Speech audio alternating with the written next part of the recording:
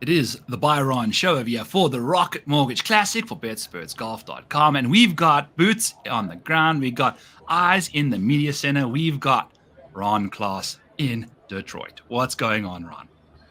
Yeah, it's always great to be on site.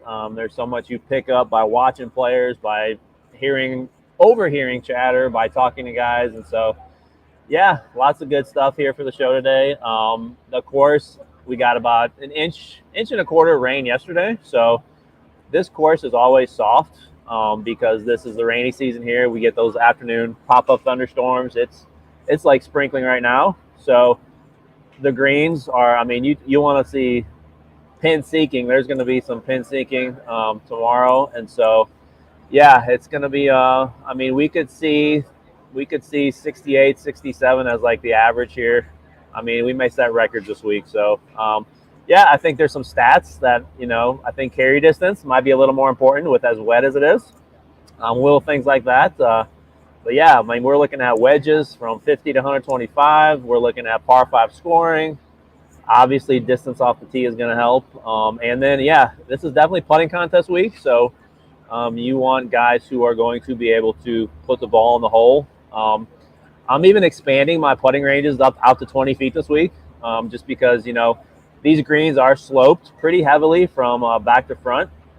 And so, guys who can spin the ball, who can, I guess, better say, control their spin and can stay below the hole are going to have an advantage on the green. So, yeah, a lot of just wedge play is a big focus this week. Big time wedge play, guys. And just, yeah, you got to go, like you said, from the first tee ball, you got to be cooking with gas here, because if you have a bad 9, you're out of this thing, essentially, to win it. Maybe you can still finish inside the top 10 and whatnot. So nice to hear what's going on over there in Detroit. So we're going to chat about some guys that you might have a few nuggets on them for us, Ron, as we scoot through the ranges here. You are in a very loud and boisterous situation there, so we'll kind of keep your time to a minimum if possible, but also squeezing out as much information from you as possible. Shall we get right into it, yeah? Let's do it. Yeah, man, this top of the board is, look, I know you probably agree with me. The pricing is, when we're dipping into the 5Ks, and, we've got Tom Kim, who's, he's been playing great. But when he's the top guy and he's only 11K, like you could literally fit any single combination into your lineup this week. Like, it's going to be a wild week, a lot of volatility. Obviously, whenever you bring in tons of birdies and on a course that's really not super long, even with, the softer conditions. Like, I mean, literally everybody from Troy Merritt to Chris Kirk to, you got big hitters like Taylor Pendrith. Like, I mean, it's anybody's game this week. And so makes it fun.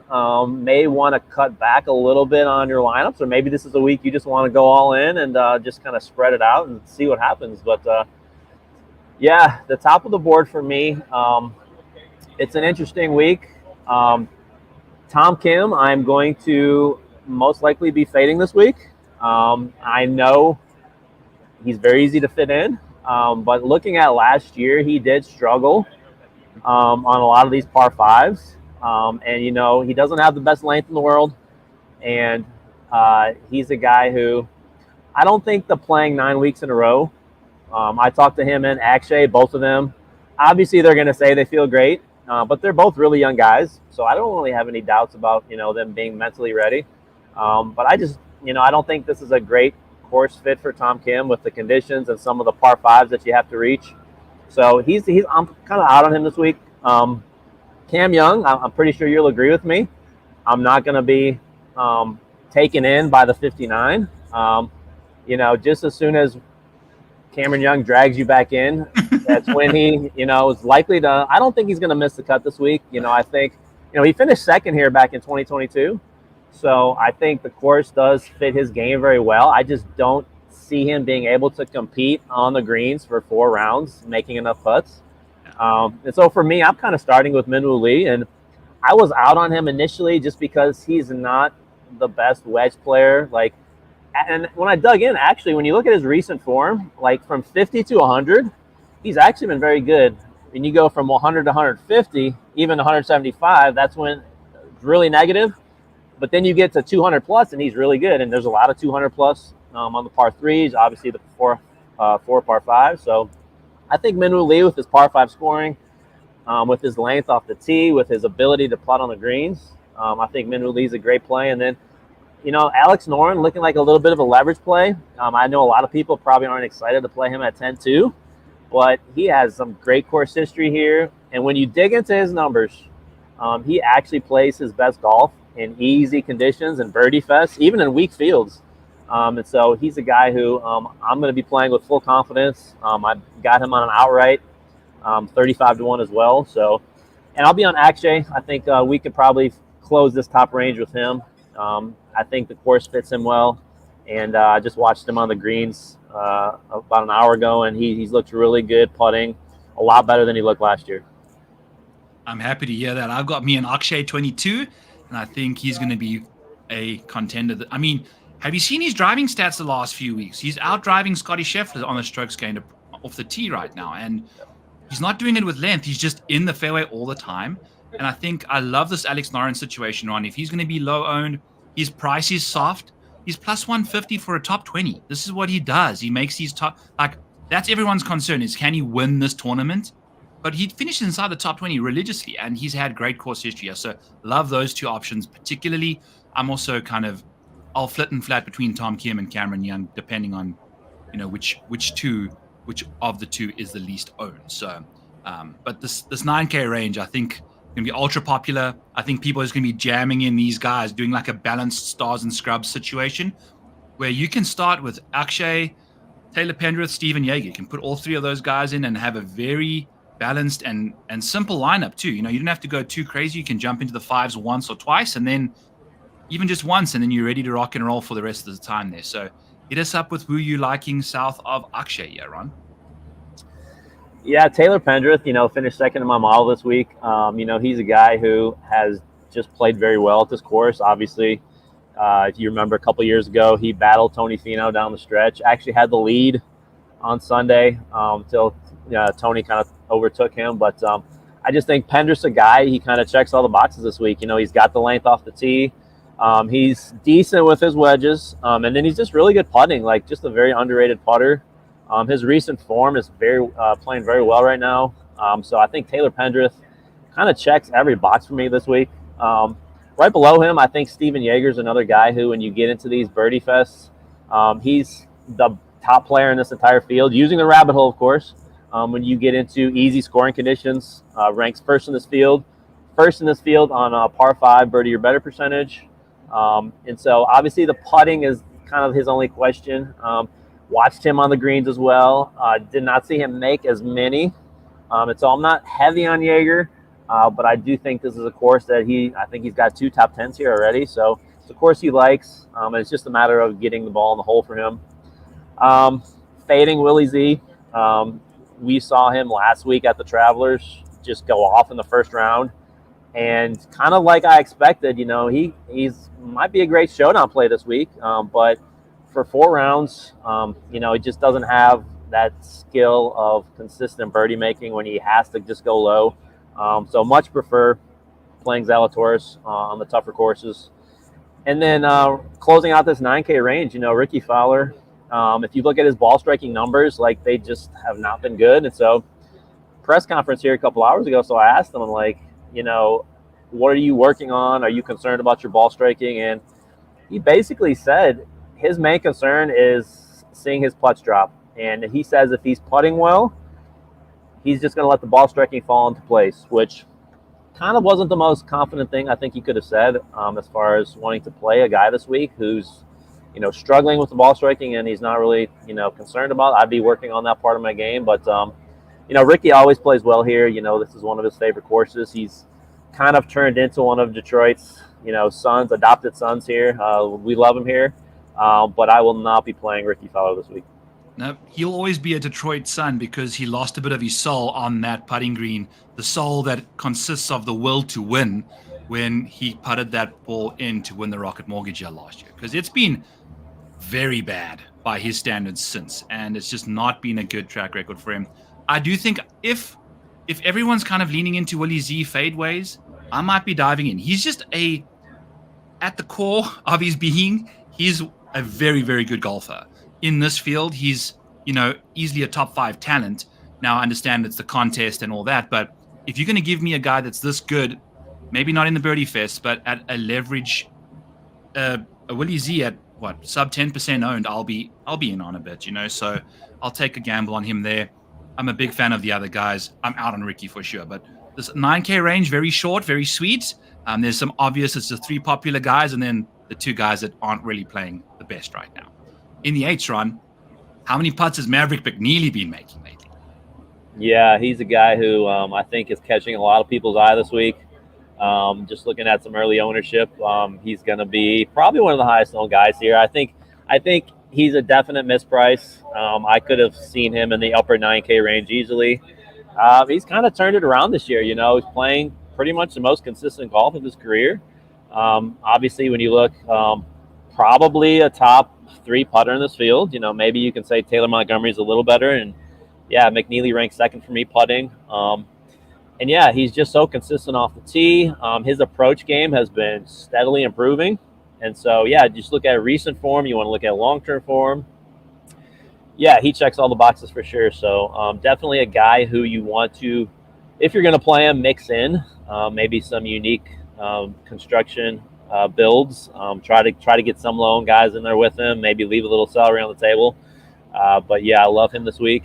Aaron Rise, another guy who's growing on me. A guy who, plays in the tough conditions and kind of has that reputation. But, he's been kind of in kind of some of these birdie events, kind of improving, at least over the last year, it seems. And so I think as his putting continues to improve, he's a guy I'm going to have more confidence in when we get to these types of birdie fest events. And so I think Aaron Rise is a really good price at 8,800. At worst, what are you going to get, a T20 with him? So, yeah, Robert McIntyre. I don't know.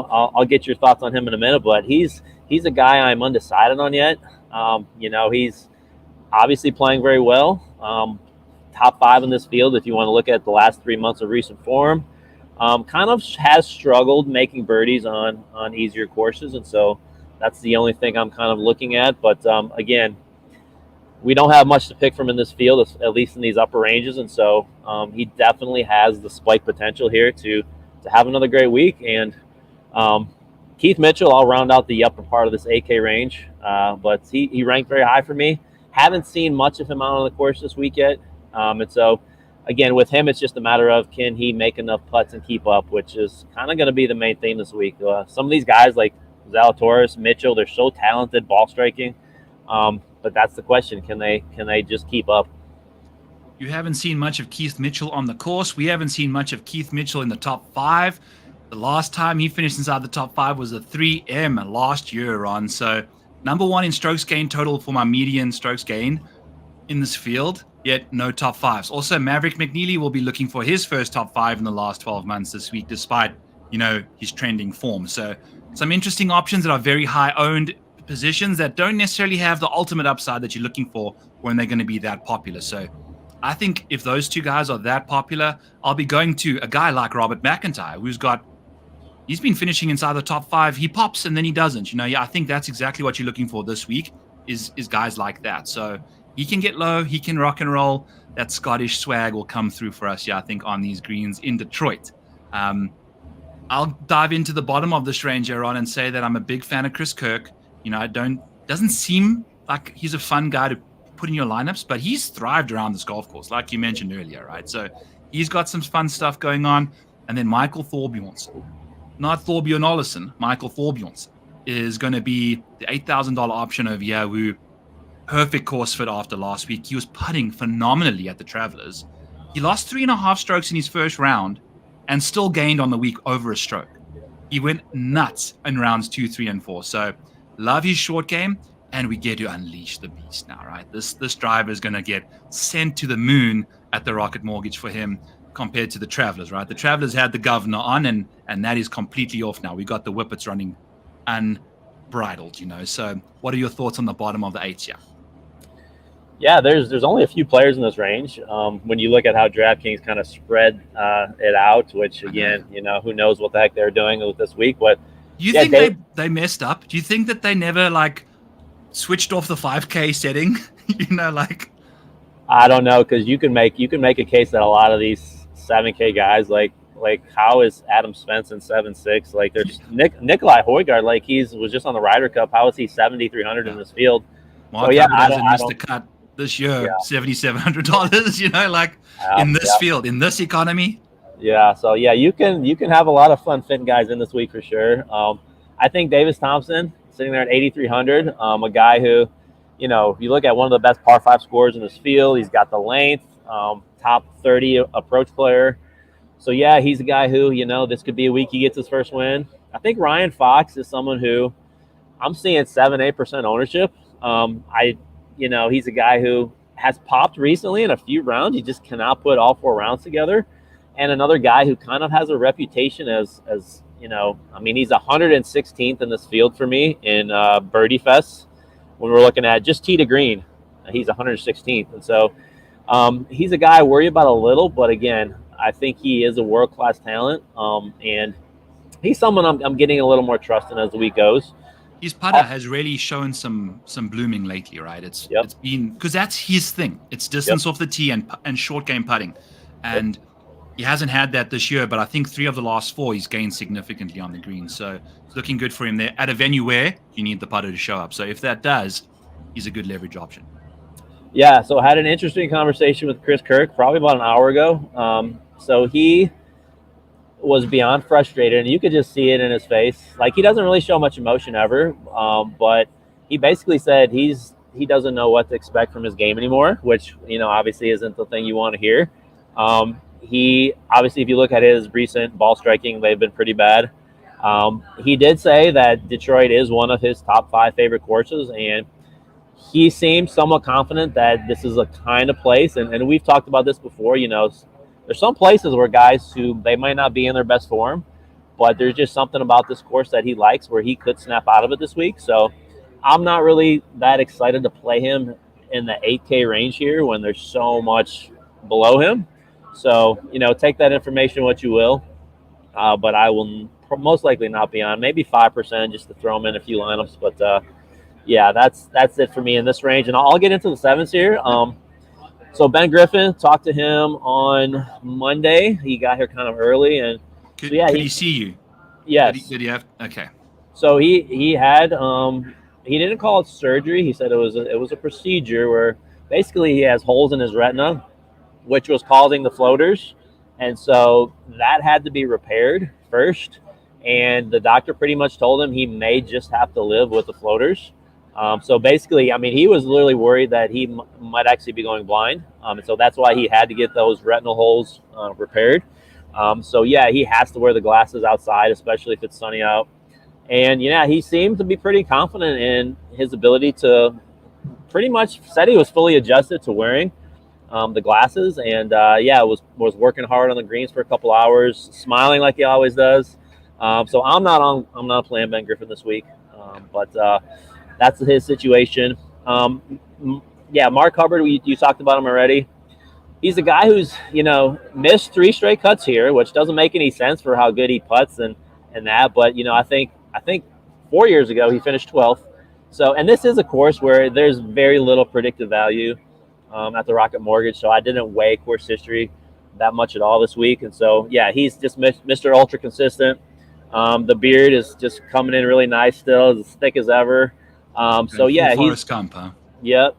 He's a guy, man. If you're, he's a guy who, obviously, like you said, he pretty much would think he can make the cut here with as good as he's been playing. You just look at that his round by round, even his tournament by tournament, and it's just the lack of upside is kind of what scares me away from playing Mark Hubbard. I think this is a week you really want guys who you'd rather have guys who have missed cuts consistently and who also finish in the top 5. If you want to look at a guy like Alejandro Tosti, who could easily miss the cut, but he could win this thing at 30 under. And so he was really excited when I saw him on Monday at all the birdie possibilities this week. But yeah, just going down, I think Adam Svensson's a great play.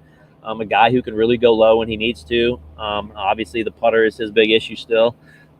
Taylor Moore, be curious to hear your thoughts on him. He's a guy who has just not played well. Going back, 4 or 5 events now, he's looked really bad, but this is one of his happy places. Like he said, this is one of his favorite courses, and he's got the record to show it. Last year was in contention for much of the way. And then you got a guy like Patrick Rogers, who, you talk about length off the tee, you talk about the ability to get hot on the greens. I think Patrick Rogers is a really interesting play at 7,500.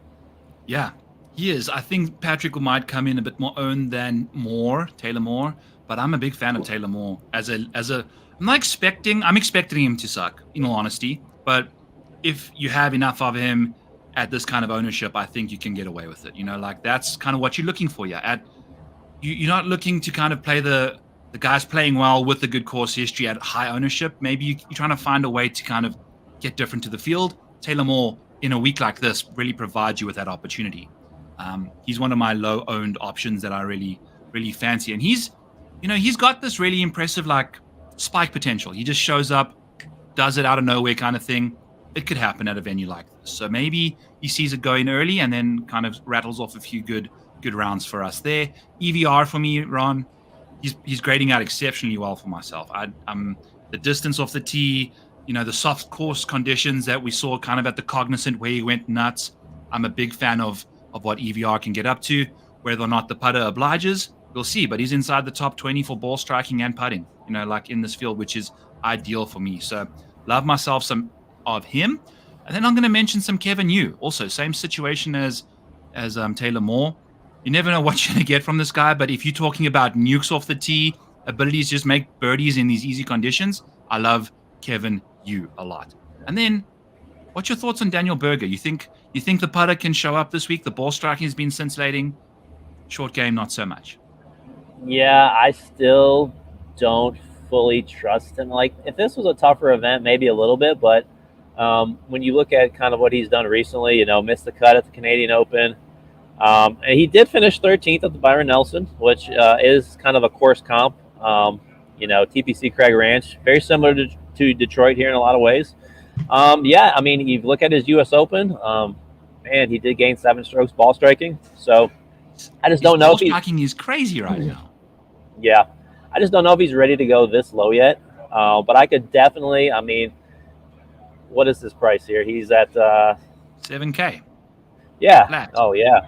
Yeah, that is a crazy price now that I think about it. So, even if you get a top 20, top 30 from him, but there's like, this is my range down here. There's like four guys I'm really excited about.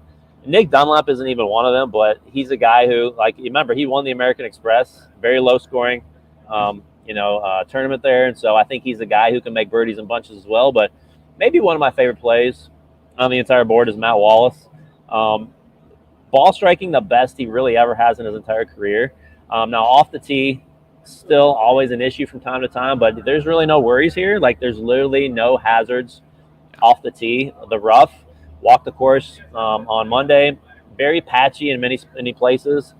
There's so many trees here, and then you get close to the trees, and any of the rough near the trees, obviously the roots are sucking up all the water, and so there's a lot of patchy. Like, they list it as 4 inches.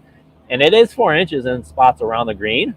But again, when you have a greens and reg here of 72%, like 82% from the fairway, like, there's just not going to be many players who are going to be stuck in the rough around the greens here. And so this rough next to the fairway, very playable. I mean, I was throwing balls in there, and there's so many good lies you could get. So I'm fine with Matt Wallace just spraying it off the tee this week. His approach play is really up there. And his putting, like, I've put this on Twitter. He's been putting like 3 hours yesterday. Like, he got here straight from Amsterdam, played in the KLM Open last week, finished 15th. He was positive putting, so there's really no reason for him to be grinding, but he is just a perfectionist on the greens, he said, and he was just grinding 10-footers, 15-footers, and so he's a guy who I think is another one that's just severely underpriced. Same with Højgaard. 7,300. He finished 16th here last year. This was one of his first events he played when he played the PGA Tour last year.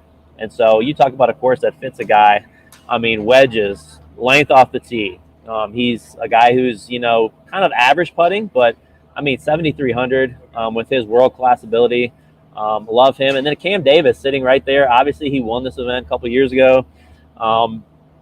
You look at birdie, you're better on easy courses. He's 4th in this field, 8th best in Birdie Fest. 8th best in weak fields, great par 5 scorer. So this is a week I'd expect Cam Davis to actually come through, which probably means the opposite will happen. But love Davis, and I'll conclude this 7K range with Lee Hodges, one of the best approach players in this field if you look at recent form. And, I put some stats on Twitter earlier where you combine approach play and putting, and he's top 10 in this field when you combine both of those together, which obviously are going to be very, very important this week. Yeah, no, I'm seeing a lot of lead lodges on the tipping charts and things like that. So it's likely he shows up this week. I mean, he's obviously got what you need in that department there. So, Ron, I'm so jealous. I can just see this like gleam in your eyes when you speak about chatting to these guys and seeing everybody and just enjoying it out there. So please enjoy it even more so for me, because I'm going to be showing up to the John Deere next week, but after working my ass off at accounting. So we're going to have some fun there. But let's dive into the sixes and hit me with some of your favorite names. I'll just drop Alejandro Tosti, Chris Gotterup, Andrew Novak, Chandler Phillips, Jake Knapp. Those are some names that I'm not in the mood to kind of leave out of my play pool. I want them in. Jake Knapp grades out really nicely for me, because think about the Cognizant again. He's been exceptional in these non-signature, non-majors, He went from playing Corn Ferry, all these crappy, small, easy kind of scoring events, to Memorial, like whatever we're talking about, yeah. And I think this will kind of be back in his wheelhouse again. So $6,400 for Jake Knapp. Yeah, I do love Knapp this week. I agree. I mean, yes, he's been struggling, but he's been grinding in these signature events, and so you get him, not a lot of similarities to Mexico other than off the tee where you can just blast away, and so I think he can do that this week. So I agree with you on Knapp. Yeah, I'll come back up to even 6,900 here.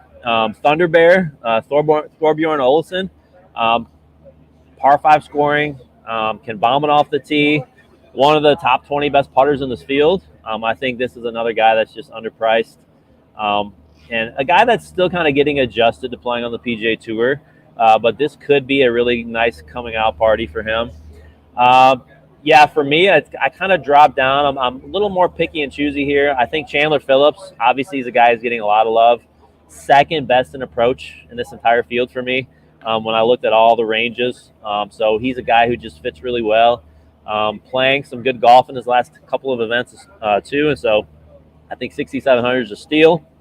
Andrew Novak, followed him around a bunch, and he is, if you look at his results here, his first trip here a couple years ago, he lost 7 strokes on the greens. Last year, he lost, it was negative, but it was just barely negative. And so, I remarked to him like, hey, if you gain another 7 this year, you might win. And he still is very frustrated with the greens, and I've seen it all week. These greens are a mix of bent and POA, but they're very patchy. And if you look on the greens, you'll see mixes of bent, and then you'll see POA patches right near it. And there's not a lot of consistency. There is. It's not like West Coast bumpy POA, but it is very inconsistent at times. And so he was getting pretty frustrated. He acted like he basically said, if one goes in, it's like lucky if one even goes in for him. And so he was not too confident. That's not good. In the greens. So I'll just leave it at that. And yeah, going down this list, I agree with you on Toasty. He's a guy who I put an outright on, and Yes. He's a guy who you don't want to bet like top 20 or 30. It's either outright or miscut. Yeah. Because I think he's a guy who, and I saw him. He was the first guy I saw on Monday when I got here. And he was smiling. I was like, what do you think of the course? And he was just like, birdies, birdies, birdies. And, I think he's a guy who loves places where he can just blast it off the tee with no repercussions. There's really nowhere for him to get in trouble here. So, obviously, I think that's a great course. I think Justin Lauer, a guy who finished very well here last year. I think he was in the top 15. He finished 15th overall in my model. I think 6,500. That's a steal of a price. Another guy who, when you combine the approach and the putting, man, just fits it. You have Nate Lashley sitting right here, who won the inaugural event. Yeah. And we all know Nate Lashley is another very similar to Toasty. Like Nate Lashley's either top 20 or he's missing the cut. But he tends to thrive on these courses that's kind of shorter, where a lot of birdies are made. I like Matty Schmidt. Matty Schmidt had this awesome stretch a few months ago Then he kind of went through a few weeks where he was off his game. He, like Matt Wallace, went over to the KLM Open, finished 15th there as well. And so kind of maybe got his game in track a little bit. He was out there grinding on the putting green as well. So those are some of my guys. I think S.H. Kim is interesting. His upside is not something you are targeting, but I think if you're looking for a 6th guy just to get through the cut line, he's got the putting upside, though. Like, he is the top 10 putter in this field. He's really good off the tee. The wedges approach games is the only issue that I have with him. But I think you could do a lot worse than 6,400. And there's just so many names down here. Like Troy Merritt Troy Merritt has the best course history out of anybody here. He's sitting there at 63. Chesson Hadley, he loves these types of birdie fests. He's sitting there, like you said, Chan Kim. Alex Smalley always plays well here. You just keep going down the line. You can, I don't know. The pricing's messed up. These should all be like 7K guys that we're struggling to fit in. But like, pick and choose I think ultimately at the end of the day, there's no real solid play here. Just find the leverage opportunities, really. You don't have to play the chalkiest dude because there's so many options. So, want to go 3 each, Ron, in the 5s? Let's do it. All right. Since you're in the clubhouse there, I'll let you go first. Yeah, so honestly, this isn't a range that I'm not like highly enthused to play. I just think there's so much in that low 7K, even in the 6Ks, that I'm not coming down here much. One guy I'll look at, though, for sure will be a Sam Ryder, 5,800. Obviously he's someone who has not been in the best form, but I think coming to courses like this, where kind of places that emphasize his strengths on approach and putting, which are his 2 strong suits, I think he's someone that I'll play a little bit here down at 5,800. Cool. I agree. I think, and he's a good DFS scorer. He does his thing very nicely in that department. I'm going to go with Garrick Higo, $5,800. I love these kind of, him and EVR. They're my 2 guys this week I think I'm going to really lean into. And then I'm going to wrap around there with Chad Ramey. Surprisingly good course history here. When you think of these shorter venues, I mean, what the majority of the length on these holes are on the par 5s, right? So the other par 4s and things are reachable for Chad Ramey with the wedges still in his hand. And then we get the putting aspect of it, where we know how good Chad Ramey can be putting. So I'll take a gamble on him at $5,700 as well. Yeah, I'll go with I'll stay at 58 and Nick Hardy. Nick Hardy ranks in the top 50 for me this week. When you look at his big weaknesses around the green, which again, if you're playing from around the green this week, you're probably not making the cut anyways. So I look at approach, I look at off the tee, I look at his putting. Kind of plays his best on these easier courses. Top 20 in this field in par 5 birdie or better. So, yeah, Nick Hardy's probably my second guy. And I'll go, I'm not going to really make it south of $5,500. South of 55. Or 55 or south. All right, I'm going to throw this guy out there. Willie Mack the third. Okay, Yes. So Willie Mack, he won the John Shippen, which is kind of a 2-day invitational here in Detroit that they play every year. And the winner gets in the Rocket Mortgage. So Willie Mack won it last year. We just saw him at the U.S. Open, kind of play well for a few days. And so I think Willie Mack at 5K flat, he literally said he's played this course a million times. And so, again, not that course history means a ton here, but a guy that's super familiar with the course, and a guy who I think is just improving year by year. So I think 5%, Willie Mack, 5% of my lineups. Yeah, I mean 5K, that can make you go stars, stars, stars, stars, and scrubs. Like you loading up with a 5K option in this field. So I'll round out mine with Aaron Badley. Guy's got a phenomenal course history as well. If you think about putting, he's third in the field for me putting this year. I mean, this is exactly what you're looking for. And he's also top 60 in strokes gained, So that's also something we can lean on for Aaron Badley there. But Ron, tell us one of your spiciest nuggets as we start getting out of here. What's something that you heard that you didn't expect to hear this week at the Rocket Mortgage Classic? Oh, man. Or interesting that, something that just kind of... Well, I'll tell you this.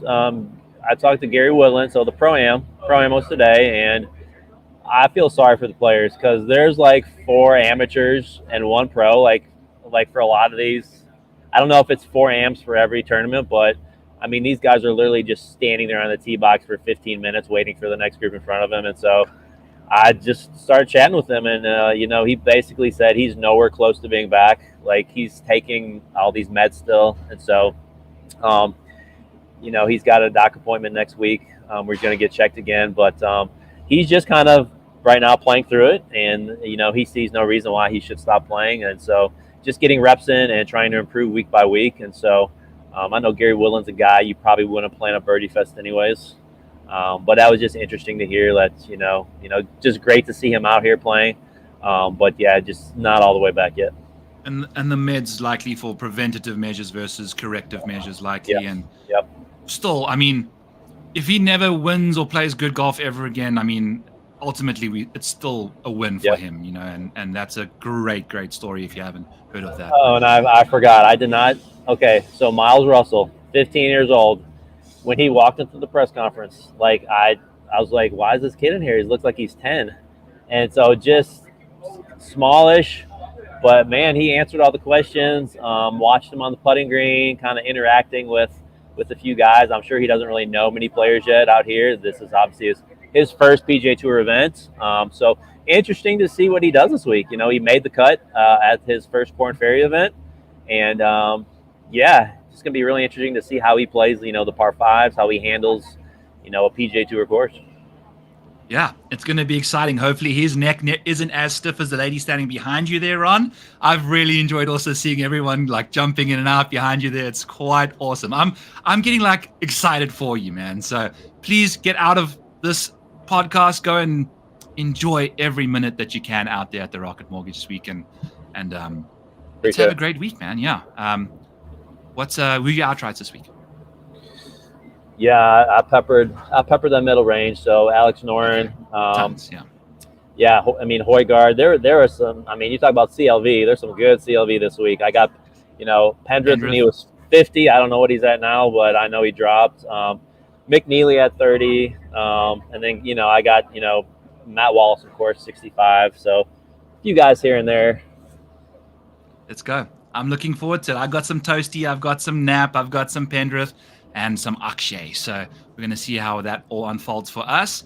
Ron, thank you so much for one of my favorite shows I've done with you. I really enjoyed this one. So enjoy the rest of your day, folks. Remember, this is the Rocket Mortgage. There's going to be chaos out there. Andrew Novak says it's lucky if you put it in. So pivot your face off.